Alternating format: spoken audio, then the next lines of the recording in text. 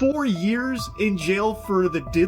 It's so despicable, and yet it's stopped being surprising now. P. Diddy just got sentenced to 50 months in prison. Yeah, 4 years in the slammer. That's it.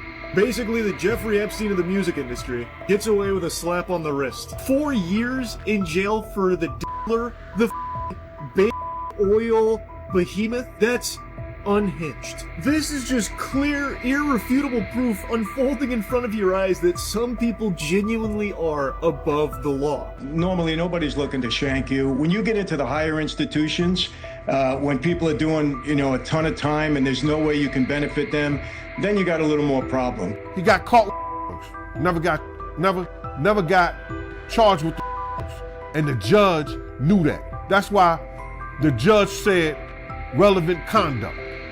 You understand? He got caught with in the house with the serial number. The judge knew that. You understand? Relevant conduct. You understand? That he didn't get charged with. The beating of Jane, hitting in the head, the assault, and all that stuff of Cassie. All those things, they probably couldn't. I don't guess they could have charged him with them, but it came up in the trial. All that's relevant conduct. When the news broke that Sean Diddy Combs was sentenced to 50 months in federal prison, the reaction was immediate. There was shock, confusion, and for many, disbelief. But for one man who knows the system from the inside, the real problems for Diddy haven't even started yet. That man is Michael Franzese, a former high-ranking captain in the Colombo crime family who spent years behind bars. He knows that for a man like Diddy, prison isn't just about losing your freedom, it's about survival. And what comes next could be more dangerous than anything Diddy has ever faced. Obviously, he's disappointed, although he really shouldn't be. I think, a 4-year sentence here with already credit for the year or so that he has in, I think he did very well with respect to all of the drama and all of the circumstance around this trial. There was a lot of bad stuff out there, and I'm not saying, I'm not passing judgment on that, but it just looked really bad. And he could have gotten up to 10 years or 11 years. So I think the judge, took everything into consideration. I think his family today made a very good plea for him. And I think he did very well. That's my opinion. First, let's talk about the sentence itself. Diddy's legal team managed to navigate a storm of terrible headlines and shocking evidence. According to Franzese, the judge took everything into account: the years of controversy, the intense media coverage, and the emotional pleas from Diddy's family in the courtroom. In the end, Diddy walked away with just over 4 years, a sentence that many insiders believe could have been much, much worse. He could have easily gotten up to 10 or 11 years. In that context, getting less than half of that was a major win for his defense team. So what does life in prison actually look like for a man like Diddy? Michael Franzese knows this world better than almost anyone. Well, right now, he's got to get ready. He'll spend a couple of weeks there until they designate him to a new facility. And he'll be a lot better off in prison than he is in the federal jail. At least there you can move around and you got some freedom on the yard and things like that. And in a medium security, normally nobody's looking to shank you. When you get into the higher institutions, when people are doing, a ton of time and there's no way you can benefit them, then you got a little more problem. But in a medium security, I don't think he'll have an issue at all. I really don't. He can be too much of a benefit to inmates that are always looking for something. And he could be a golden ticket for some people, at least in their mind.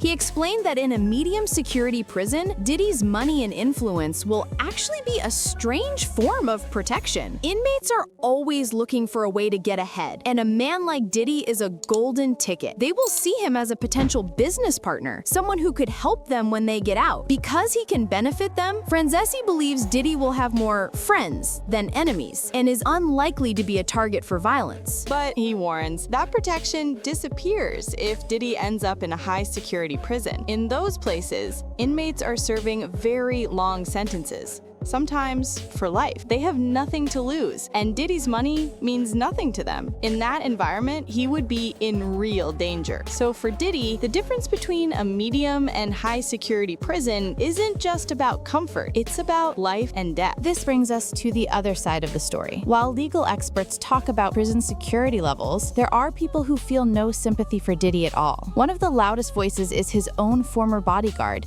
Gene Deal. For him, seeing Diddy break down and cry in the courtroom wasn't a moment of sadness. It was a moment of justice. The artist got him dropping to his knees at the time of the verdict, crying on the chair.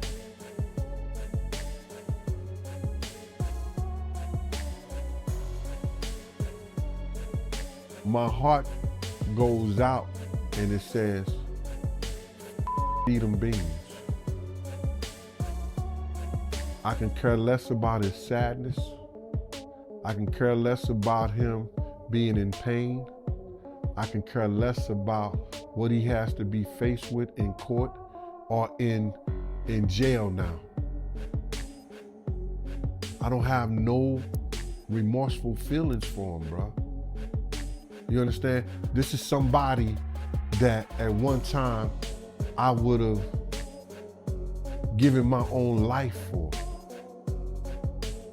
And to know this nigga was trying to get people to take my life because I was trying to teach them to be right by people and tell them to be right by people. I have no remorse for this dude, bro. To see him like that, I know there is a God. And you can feel all the way you want to feel about me. You can say whatever you want to say about me. But karma is a mother. And if it ever gets back to you when you have done somebody wrong, not just me, I'm not saying me, I'm saying when you have done people wrong, you have done goals of people wrong, to see him on his knees begging like that.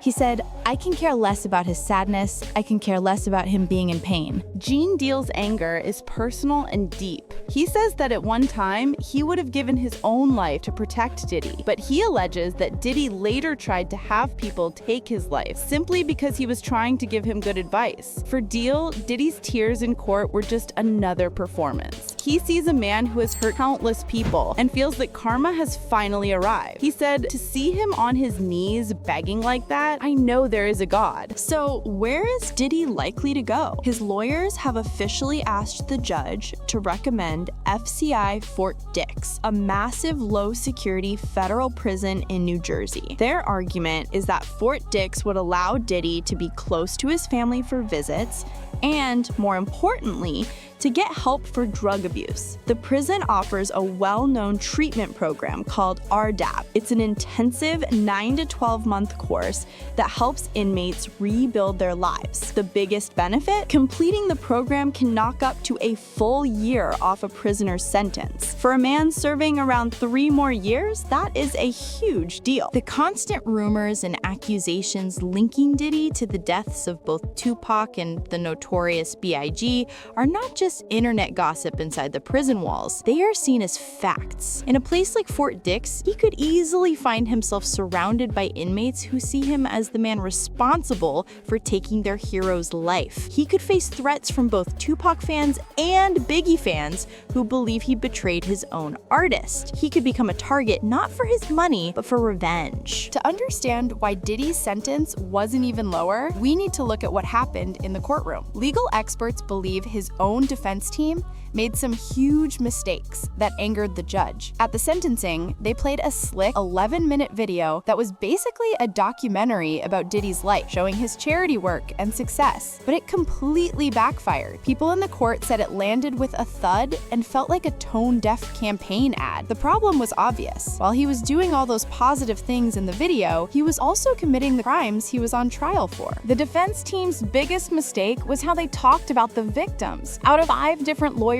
who spoke for Diddy, only one even mentioned the women he hurt. And that lawyer, shockingly, said that Cassie consented and knew what she was getting herself into. The judge was visibly offended by this. If you are asking a judge for mercy, you have to show that you understand the pain you caused. Instead, Diddy's team made it all about him. It was a perfect example of the arrogance that got him into trouble in the first place. The judge pointed out Diddy's pattern of behavior. He reminded the court that after the shocking shocking video of him beating Cassie was released, Diddy made a public apology on Instagram, promising he would get therapy and change. Then, just a short time later, he assaulted another woman. The judge made it clear. How can I believe you are sorry now when you have lied about being sorry so many times before? In the end, the judge gave Diddy a sentence that was much shorter than the 11 years prosecutors wanted, but longer than the time served that his defense team was hoping for. Now, Diddy waits. His entire future depends on a decision from the Bureau of Prisons. If his lawyers get their wish, Fort Dix will become his new home. There, surrounded by thousands of other men, Diddy will have to trade the lights of fame for the harsh routine of federal prison life. There are no more red carpets, no more billion-dollar deals, just chow halls, early mornings, and a lot of time to think. The final chilling question is, what happens when he gets out? Will he try to get revenge on the people who spoke out against him, like Gene Deal? When asked if he was worried, Deal was calm. He said, "I'm not gonna worry about somebody that I bodyguarded. I should have been worried when he was out here on the street." For a man who spent decades controlling every single room he entered, for the first time in his life, Diddy Combs has no control at all. He is just another number in a system he can't buy his way out of.